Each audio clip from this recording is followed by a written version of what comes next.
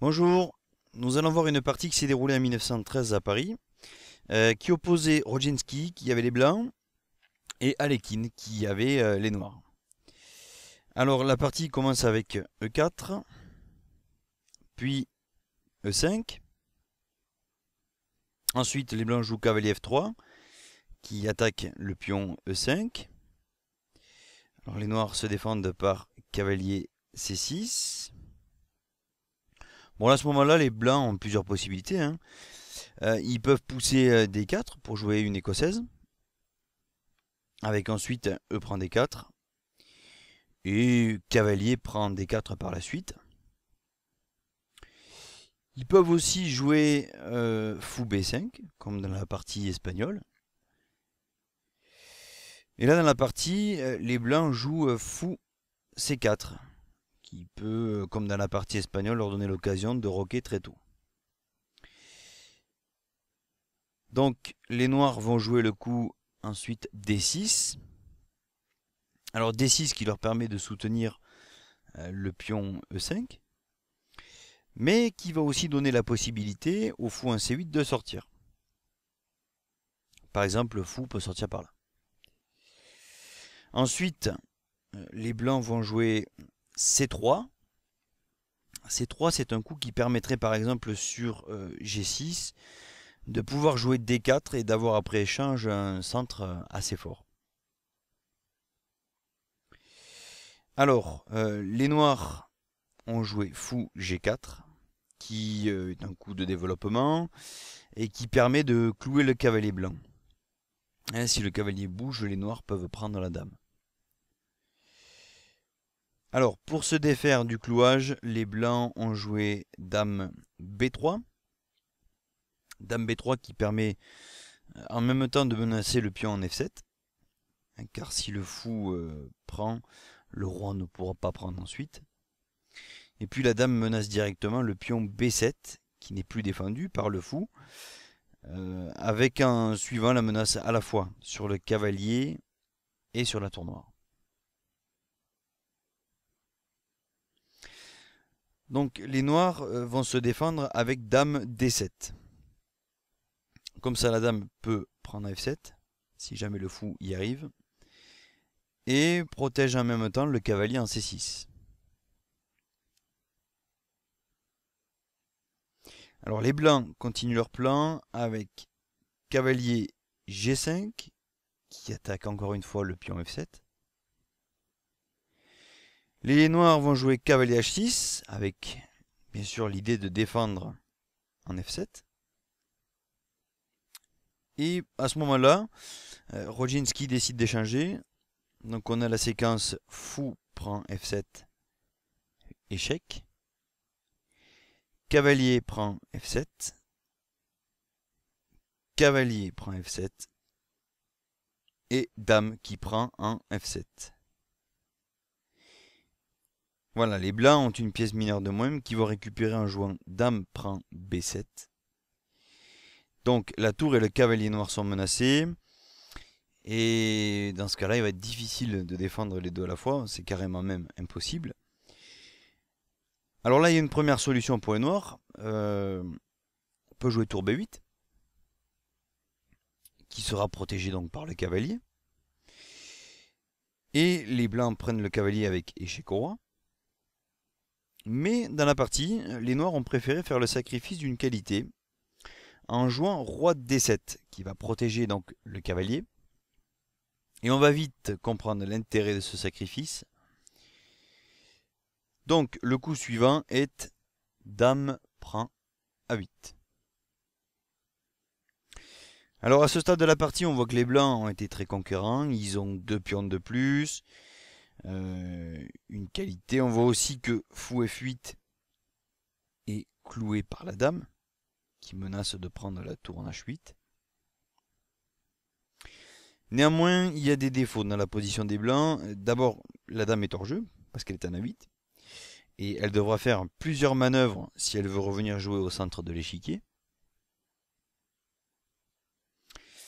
On voit aussi un retard de développement sur l'aile dame. Le roi n'est pas à l'abri. Donc du coup les noirs ont du contre-jeu. Et puisque la dame blanche n'est pas sur la colonne C, ils vont jouer le coup dame C4. Là les noirs menacent le mat avec dame en E2. Alors les blancs ne peuvent pas roquer parce que le roi doit passer par une case contrôlée par la dame. Le seul coup pour les blancs c'est F3.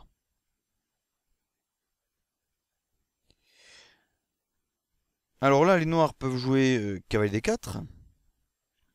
Mais bon, s'ils jouent ça, les blancs répondent D3. Puis on a dame prend D3. C prend D4.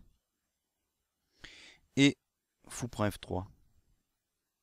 Et enfin, cavalier C3 avec le cavalier qui contrôle les cases D1 et E2.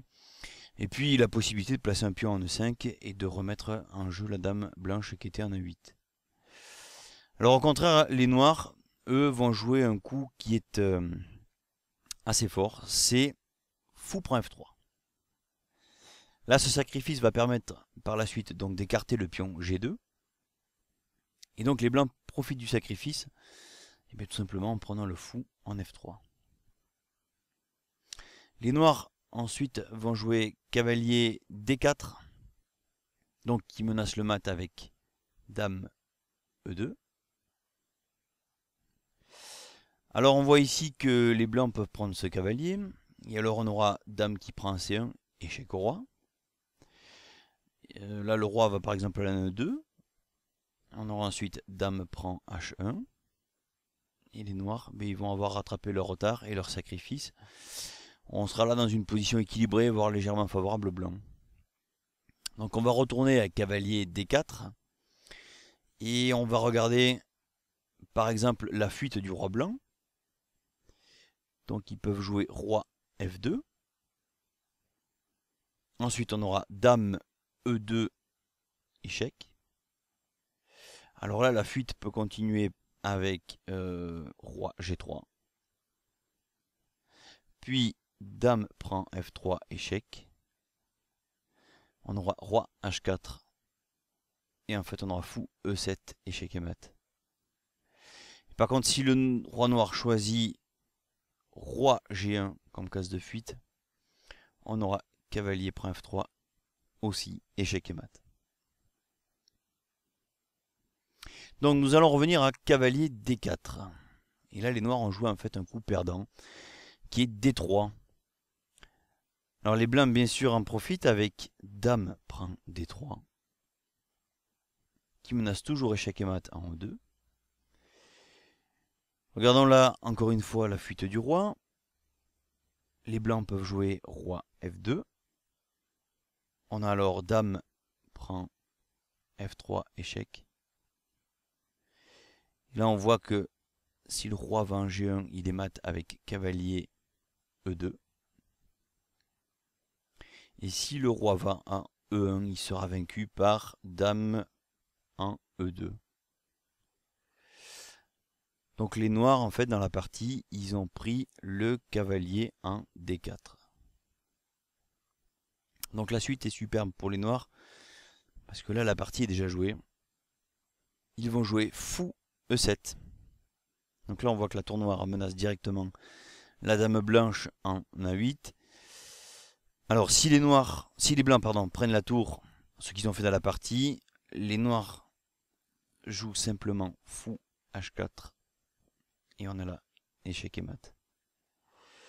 Donc on voit que les blancs auraient pu résister encore un petit peu, ils auraient pu jouer H4, mais bien sûr ils allaient perdre leur dame. Donc la partie à ce stade-là est terminée. Donc voilà une partie qui est très courte. C'est une miniature en fait. Les blancs, ils semblaient supérieurs, puisqu'ils avaient été très conquérants. Le problème, c'est qu'ils avaient complètement négligé leur développement, et leur roi n'était pas en sécurité.